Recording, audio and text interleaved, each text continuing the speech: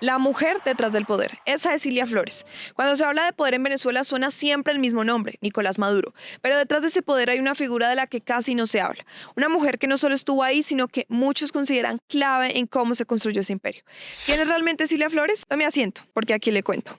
Cilia Adela Flores de Maduro nació en Tinaquillo, ciudad del estado Cojedes, en 1956. Estudió Derecho en la Universidad de Santa María y se especializó en penal y laboral. Flores, antes de ser la esposa de Nicolás Maduro, ya era una figura política en construcción. En 1992 defendió a Hugo Chávez y a otros militares en el golpe de Estado en el que intentaron derrocar al entonces presidente Carlos Andrés Pérez. Fue justamente allí, en los inicios del chavismo, cuando conoció a su esposo, que por su parte también pedía la libertad del líder venezolano. Luego de esto nunca se volvieron a separar, pero ya antes de Maduro, Cilia ya tenía su propio poder. En el año 2000 fue elegida diputada en la Asamblea Nacional y fue reelecta en 2005 para un segundo periodo, pero su ascenso no llegó hasta ahí. En 2006, Cilia Flores hizo historia al convertirse en la primera mujer en presidir la Asamblea Nacional en Venezuela, un cargo que ocupó hasta el 2011, sucediendo a Nicolás Maduro. Maduro pasó a ser ministro de Relaciones Exteriores de Hugo Chávez y entre 2009 y 2011 fue vicepresidenta del Partido Socialista Unido de Venezuela, que era liderado por Chávez. Bajo su mandato prohibió la entrada de los periodistas al hemiciclo de sesiones, una medida que críticos atribuyeron a una estrategia de control y que defensores justificaron alegando difamación por parte de la prensa. Y como si fuera poco, también fue acusada por contratar a varios familiares para que trabajaran en el Congreso. Cilita, como la llama Maduro, no solo legislaba desde la Asamblea, también consolidaba poder. Muchos la veían como una figura institucional, pero dentro del chavismo ya era considerada una pieza clave. Pero poco a poco ayudó a construir el proyecto de la comandante y de hecho creció tanto su influencia que en 2012 fue nombrada Procuradora General de la República, uno de los cargos más importantes dentro del sistema judicial venezolano. Para ese momento ya era evidente, Cilia Flores no era un personaje secundario, era parte del núcleo del poder. Y entonces llegó el momento que cambiaría todo. En 2013 muere Hugo Chávez y el chavismo entraba en una nueva etapa. Nicolás Maduro asumía el poder en medio de una enorme incertidumbre.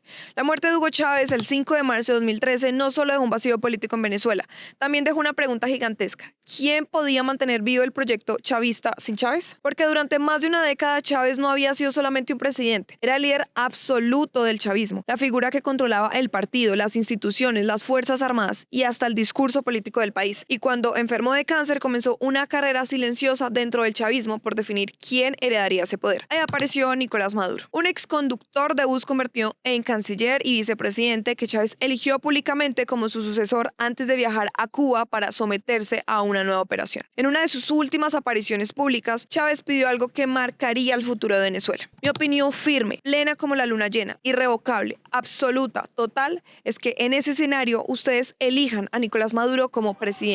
Y tras su muerte, Maduro asumió inmediatamente el control político del país. Pero aunque heredó el poder, Nicolás Maduro no heredó automáticamente el carisma, la autoridad ni el control absoluto que tenía Chávez. El país estaba completamente polarizado, la economía comenzaba a deteriorarse, había tensiones dentro del chavismo y muchos se preguntaban si Maduro realmente podía sostener una revolución construida alrededor de un solo hombre. Y justamente en medio de esa incertidumbre apareció una figura que ya conocía perfectamente cómo funcionaba el poder desde adentro, Cilia Flores. Porque mientras Maduro intentaba consolidarse como el heredero de Chávez, Cilia ya lleva años moviéndose dentro de las estructuras más altas del chavismo. Conocía el partido, conocía las instituciones, conocía las lealtades. Ese mismo 2013 dejó oficialmente la Procuraduría y se casó con Maduro, convirtiéndose en la llamada primera combatiente, un término impulsado por el propio chavismo para evitar la etiqueta tradicional de la primera dama, ese término que comunicó bastante, pues iba en esa misma línea de la revolución. Ese nombre no era casualidad, porque Cilia no estaba ahí para cortar cintas, asistir a eventos o posar para las cámaras. Estaba ahí para participar o para planear. Maduro aparecía frente a millones de venezolanos como el nuevo presidente. Cilia seguía fortaleciendo su influencia detrás del escenario político. De hecho, distintos analistas y exfuncionarios la describen como una de las personas más influyentes dentro del círculo presidencial. No solo por ser la esposa de Maduro, sino porque entendía cómo operaba el chavismo desde sus cimientos. Para ese momento, el país comenzaba a entrar en una nueva realidad. Las protestas crecían, la inflación se disparaba y poco a poco Venezuela empezaba a hundirse en una crisis política, económica y social que transformaría completamente al país. Pero mientras la situación empeoraba afuera, dentro del poder, Cilia Flores parecía fortalecerse cada vez más. Muchos la comenzaron a llamar la mujer más poderosa de Venezuela. Y quizá no era exageración, porque aunque rara vez daba entrevistas largas o aparecía constantemente en medios internacionales, su influencia parecía estar en todas partes. En medio de ese crecimiento silencioso del poder de Cilia Flores apareció uno de los escándalos que terminaría persiguiendo su nombre y el de su esposo dentro y fuera de Venezuela. El caso de los llamados narcosobrinos. No eran familiares lejanos ni personas desconocidas dentro del entorno presidencial. Efraín Antonio Campo Flores y Frankie Francisco Flores de Freitas eran sobrinos de Cilia Flores, pero además, según distintas investigaciones, crecieron dentro del círculo más íntimo de la familia presidencial. De hecho, se dice que uno de ellos incluso llamaba papá a Nicolás Maduro, y aunque públicamente se mostraban como jóvenes cercanos al poder,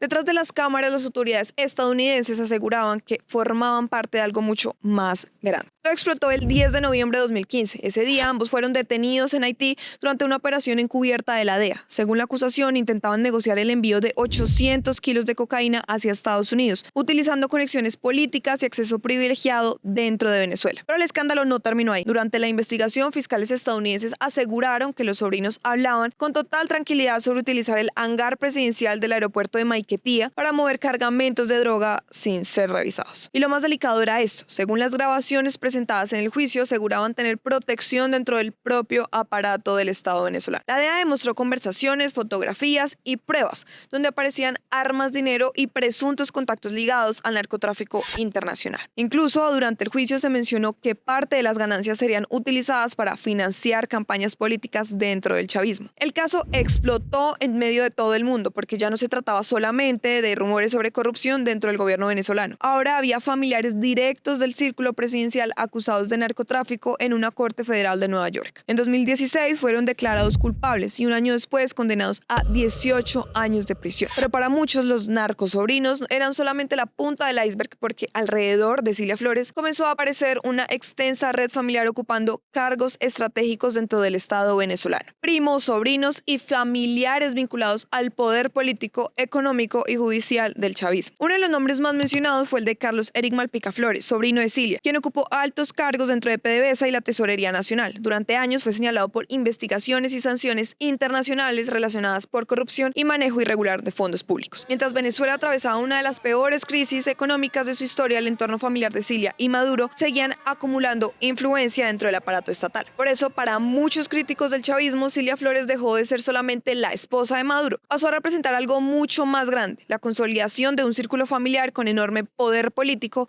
y señalado por presuntas conexiones con redes de corrupción y narcotráfico. Pero a pesar del escándalo, Cilia nunca desapareció del escenario. Seguía al lado de Maduro, seguía apareciendo en actos oficiales y seguía siendo para muchos la figura más poderosa y hermética de Venezuela. Y quizá una de las cosas que más llamó la atención sobre Cilia Flores fue justamente eso: el misterio. Hablamos con Roberto Denis, periodista venezolano de Armando Info, y esto nos contó sobre Cilia Flores. Todo el mundo habla de Nicolás Maduro, pero ¿quién es realmente Cilia Flores dentro de todo este círculo de poder? Ella, digamos, tiene por su cuenta su propia trayectoria política. Ella, digamos, está desde el inicio de los tiempos de la llamada Revolución Bolivariana, hizo parte desde los inicios de ese movimiento político que lideró entonces Hugo Chávez. Ella en algún momento, incluso antes de que Chávez asumiera el poder, fue abogada, digamos, como a título, digamos, particular de Chávez, estando preso Chávez en Venezuela por el golpe de Estado que intentó el 4 de febrero de 1992. Ya después, como digo, desde que, digamos, asume el poder Hugo Chávez, digamos, ella fue una pieza que fue en principio ganando mucho poder político y después mucho poder económico.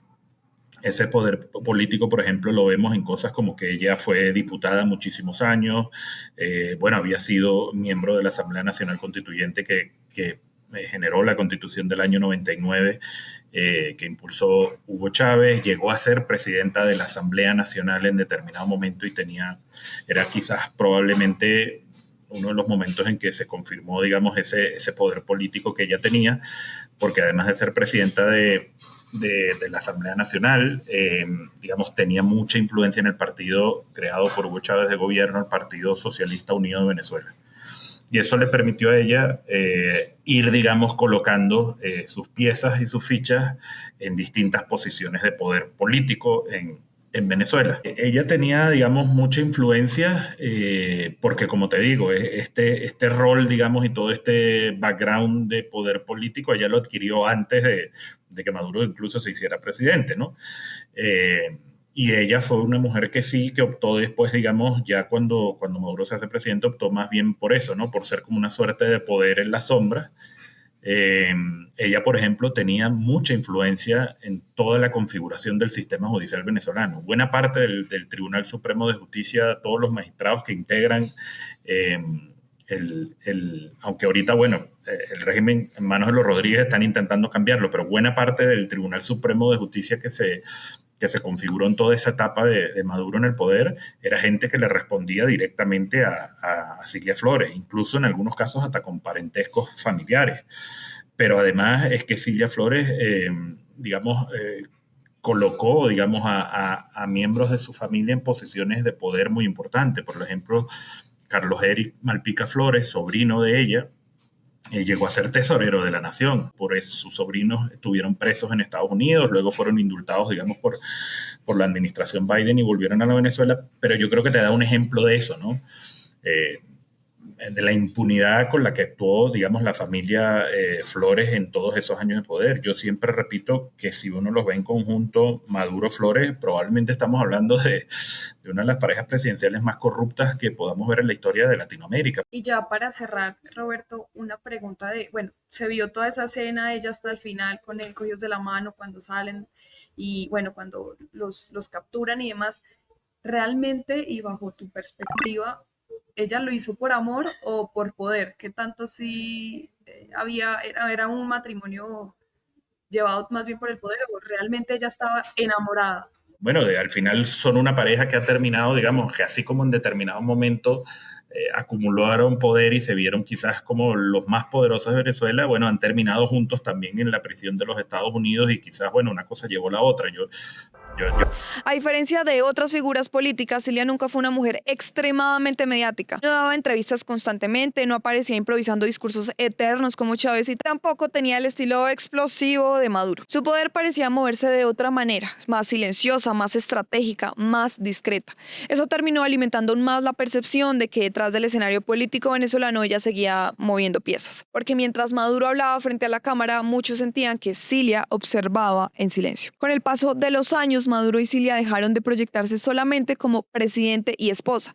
Comenzaron a mostrarse como una especie de núcleo político inseparable, siempre juntos, en cadenas nacionales, en campañas, en actos militares, en reuniones internacionales. Y dentro del chavismo, la imagen de ambos empezó a convertirse casi en un símbolo de continuidad de la revolución después de Chávez. Y aún así, el capítulo más inesperado de la historia todavía estaba por llegar. Porque después de años de sanciones, investigaciones y acusaciones internacionales, lo que parecía imposible terminó ocurriendo. El 3 de enero de 2026, Nicolás Maduro y Cilia Flores fueron capturados durante una operación liderada por Estados Unidos en Caracas. La noticia le dio la vuelta al mundo en cuestión de segundos. Imágenes militares, explosiones en Caracas y luego una escena que parecía sacada de una película. Maduro y Cilia siendo trasladados a Nueva York para enfrentar cargos federales. Pero más allá del juicio había una pregunta mucho más profunda flotando alrededor de toda esta historia. ¿Qué era realmente Cilia Flores dentro del poder venezolano? ¿Una mujer movida por amor y lealtad hacia Nicolás Maduro